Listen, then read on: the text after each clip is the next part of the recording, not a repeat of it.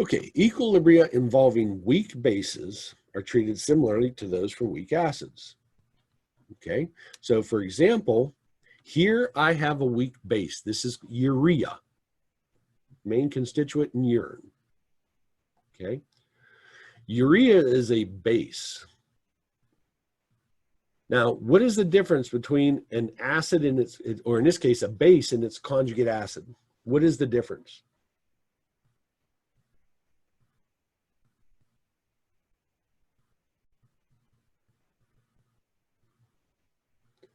What is the difference between a base and its conjugate acid?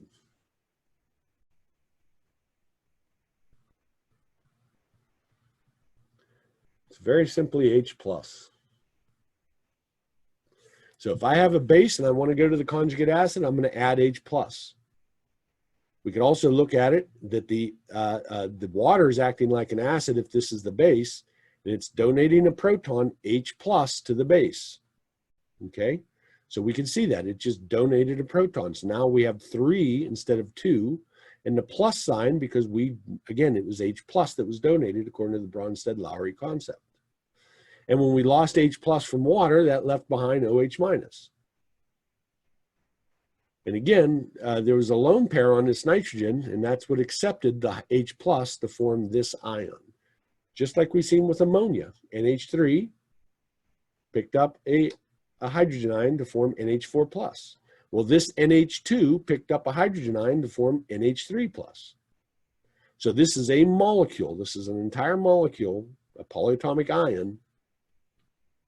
It's not a bunch of polyatomic ions. It's one polyatomic ion. Okay? So again, don't make this hard, regardless of what this formula is. If it is a base and it has a Kb value, it's going to pick up H+.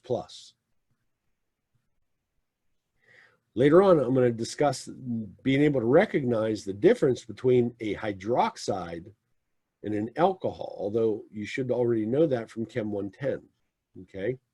The difference between a hydroxide and an alcohol, because they both have OHs. Okay, so our equilibrium constant expression would look like this. Again, it's our products, each raised to the coefficient in a balanced chemical equation, divided by our reactants. So again, each raised to the coefficient in a balanced chemical equation. But as we've already seen, the concentration of the water, since it's mainly water and there's very little of anything else in it, is 55.5 molar, which remains constant. So again, that's just a constant. And in this case, that is the Kb. That is our base ionization constant. So this whole thing then is our base equilibrium constant expression. An expression just means equation, okay? Okay, generically, it's going to look like this. Here's our base. A proton is going to be transferred from water to the base to form, we're just adding H+ to it again, conjugate acid-base pair, and leaving behind OH-. So they're always going to look like this. Now, this is strictly for non-hydroxide bases. We're going to deal with hydroxide bases in the next chapter because those are insoluble. Is where the bases I'm talking about are generally those neutral nitrogen-containing molecules. And again, since those neutral nitrogen-containing molecules have the same intermolecular forces as water, they readily dissolve. They readily dissolve, but only a small fraction of them actually receive an H+ from the water to form our conjugate acid. Okay. And again, you can find all the Kb values in tables of chemical data or in the appendix of your TRO textbook.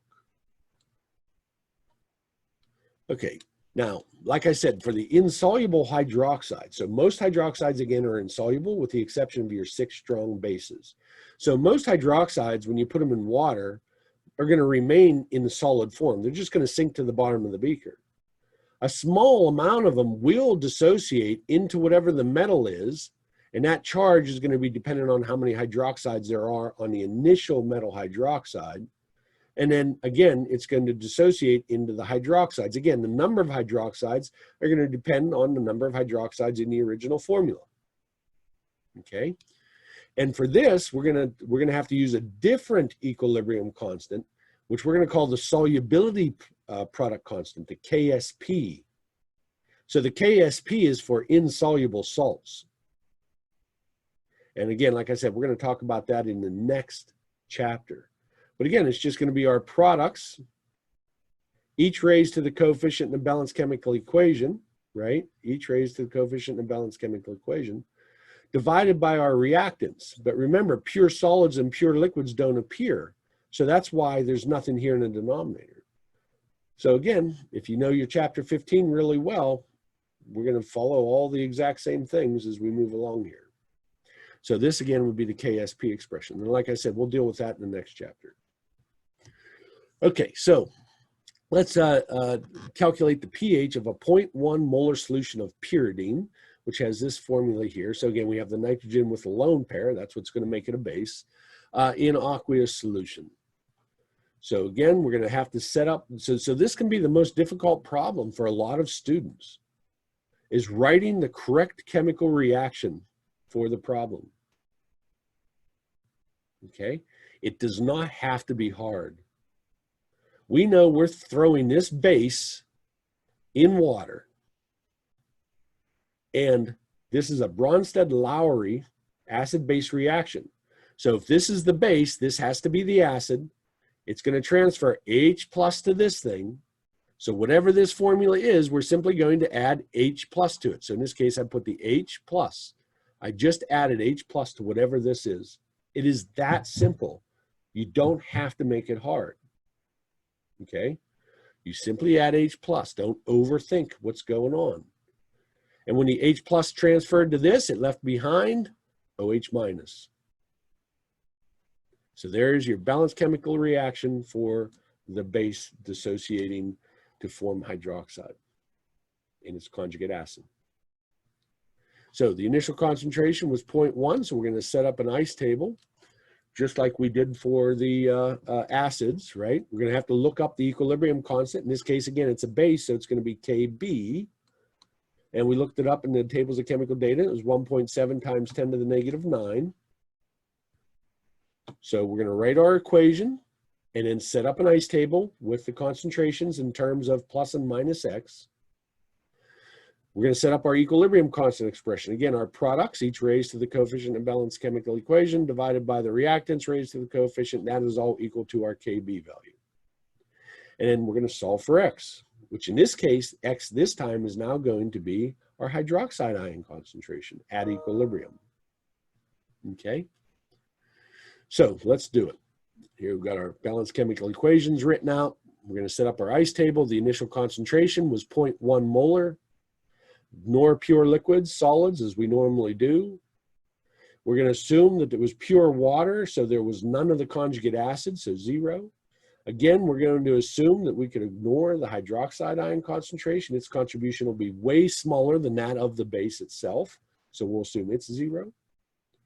Our change, we're going to lose our reactant, so minus 1x. We're going to gain our product, so plus 1x and plus 1x. Equilibrium, we just add the initial and change as we always do, so 0.1 minus x, 0 plus x is x, 0 plus x is x. We'll plug that into our Kb expression, which will be the concentration of our conjugate acid to the first times our concentration of the hydroxide to the first, divided by the concentration of our base to the first. That, of course, all equals Kb. We'll plug in our equilibrium concentrations and the value for Kb. So again, this is going to be x times x, which is just x squared. I do not want to solve the quadratic formula, so I'm going to take that initial concentration, I'm going to take the initial concentration and divide it by the Kb, and if that value is greater than 100, I'll be able to ignore. Okay, so that is what, 59 million is definitely greater than 100. So that's going to allow us then to ignore that minus x term.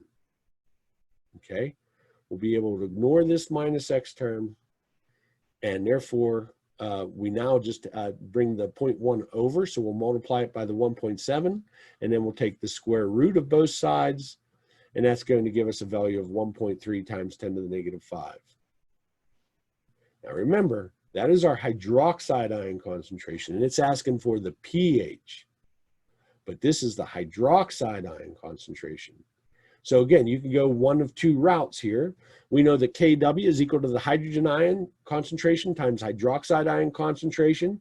You can get the hydrogen ion concentration from that and then take the negative log to get the pH. Or you could take the negative log of the hydroxide ion concentration, which would give you your POH. And we know that the pH plus the POH is equal to 14. So you can get the pH that way, whichever way you choose. I'm going to go this route. I'm going to take the negative log of the hydroxide ion concentration. So that's going to be a value of 4.88. Again, I know that the pH plus the POH is equal to 14. So I'm going to rearrange that and say that the pH is 14 minus the POH. Plug in the value that we just got.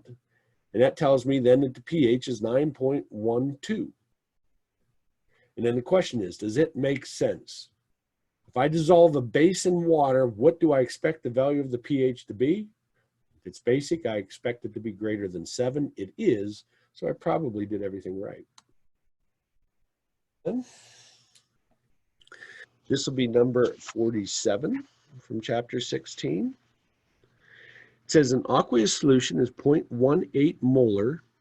The hydroxyl amine, so that's this here. What is the concentration of the hydroxide ion? What is the pH?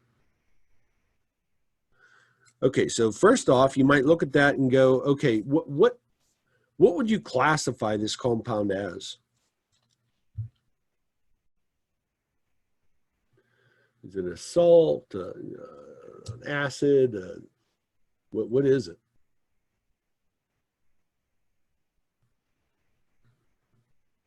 So again, this all comes down to being able to name compounds. What's the first question you ask yourself when you name a compound?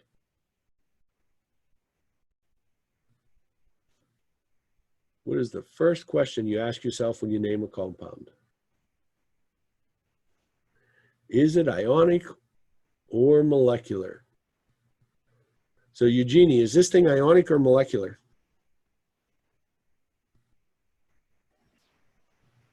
Molecular. Okay, it contains nothing but nonmetals, right? Are there any polyatomic ions in this thing?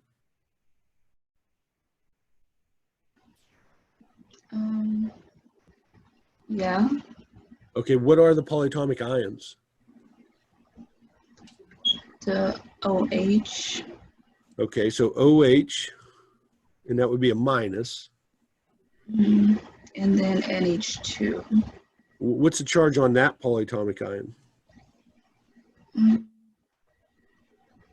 Minus. Okay, so first off, if it had ions, it would be ionic and not molecular.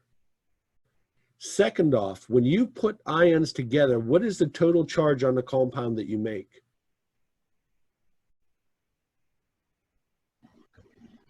1. 0, right? It's got to be 0. Neutral, right? It's got to be 0. Yeah. Is this going to give me a neutral compound? No, so NH2 would be positive. Okay. If this were an ion, you would have been correct by saying it's negative. However, I gave you a table of polyatomic ions that you must know. Is that on the table? This is, but is this on the table of polyatomic ions you must know? No, I guess. No, in fact, there's only one that contains just nitrogen and hydrogen. Do you know what it is offhand?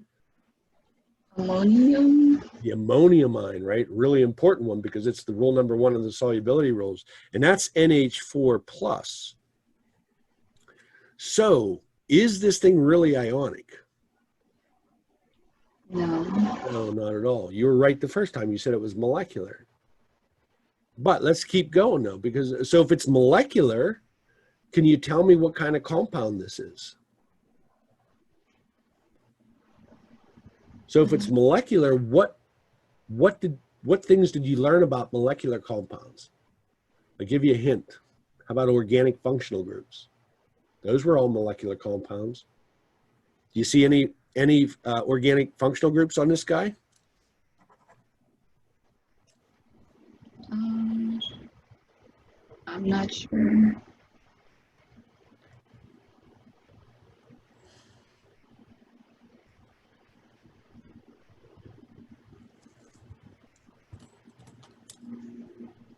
Well, what do we call that?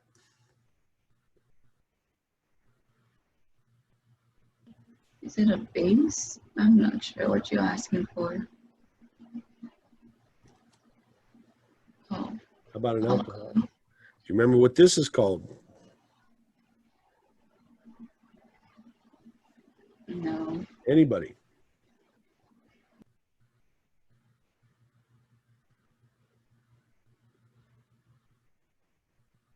Again, you're supposed to know your organic functional groups.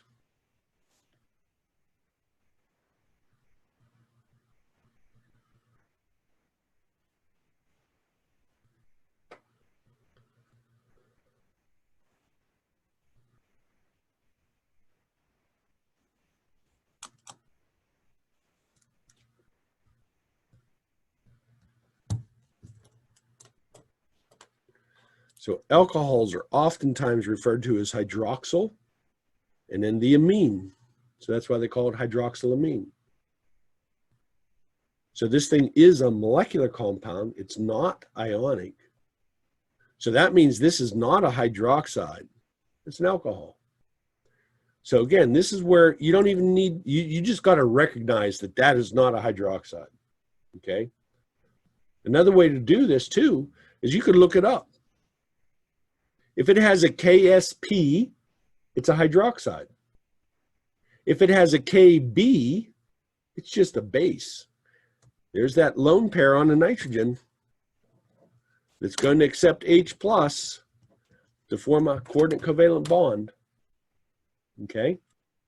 So you would look it up and you would find that this thing has a KB. If you're unsure that this is a base or what it is, look up the KB, the KA, the KSP. So it has a KB, and when I look up that value of the KB, it is 1.1 times 10 to the negative 8. So it is definitely a base. And a base always reacts with water. And these nitrogen-containing bases, again, they're always going to be soluble, because here we have two instances of hydrogen bonding, just like water does. In fact, it actually has, no, it can only have two, okay? It's polar, has London forces, so it has all the same intermolecular forces of water, so it's going to readily dissolve in water. And that's why most nitrogen-containing compounds do, right? Okay, so, and if this is going to act like a base, and we know it's weak because it's not one of our 6 strong bases, so I'll put the double arrow there. And if this is the base, this is the acid, it's going to give up H plus, and it's going to form, and I don't care at all how you write this. Now, I put the H with the N, because as we've already said, I know that's where the hydrogen is going to form that bond. But you could have wrote it like this. Whoops, this would have been a 2 plus. You could write it like this. I don't really care. As long as this has an H plus attached to it, I don't care how you write it. As long as you have a single H plus attached to it. Okay. Okay, so it did that. And then, of course, we lost H plus from water. So this is OH minus. And now we're looking for the hydroxide ion concentration at equilibrium. So we've got a weak electrolyte, going to need an ice table. So we'll set up our ice table. Again, always assume we lose our reactants going to products. So we're going to lose one of our hydroxylamines.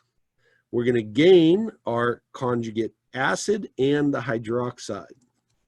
Oh, shit. That's the change.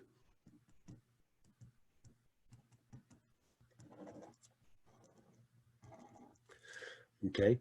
Our initial concentration was 0.18.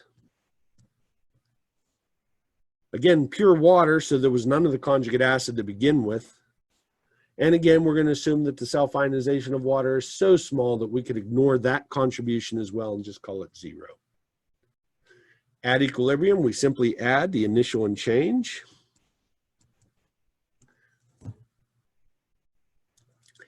We see that we're increasing the hydroxide ion concentration, so it must be Kb. That's going to equal the concentration of our products, each raised to the coefficient in the balanced chemical equation.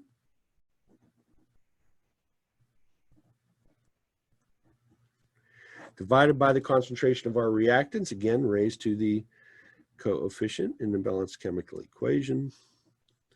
Ignore pure liquids and solids.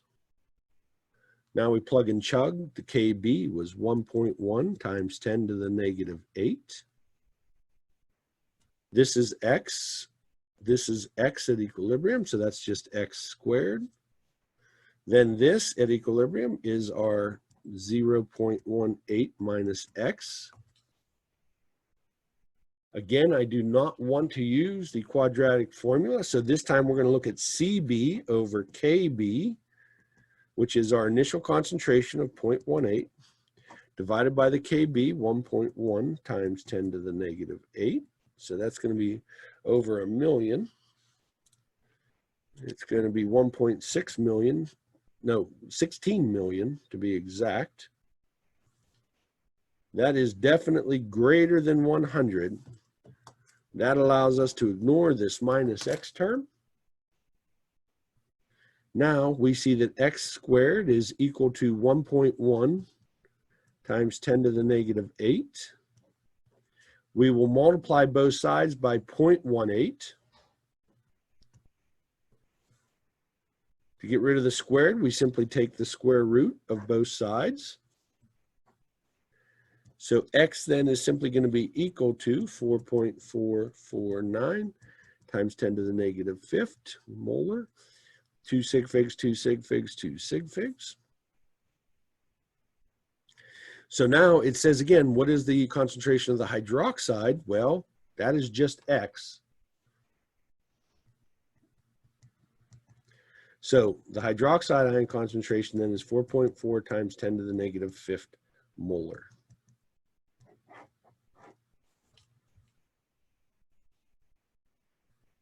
Any questions about any of that good stuff?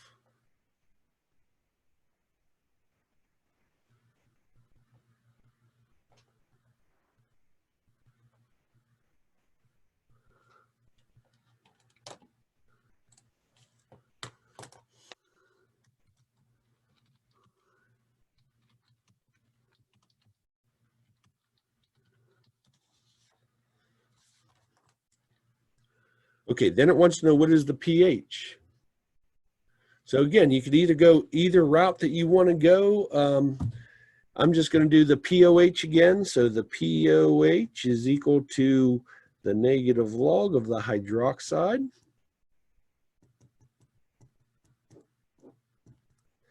Which would be equal to 4.3516, 2 sig figs, 2 significant decimal places. And again, we know that the pH plus the pOH is equal to 14. So the pH then is just going to be 14 minus the pOH.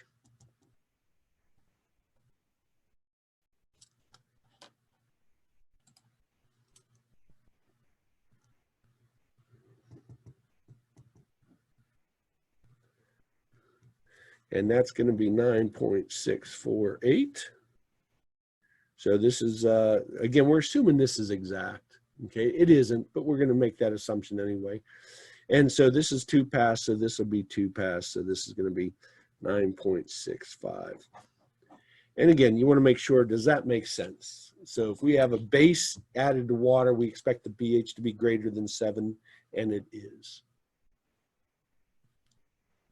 Okay, so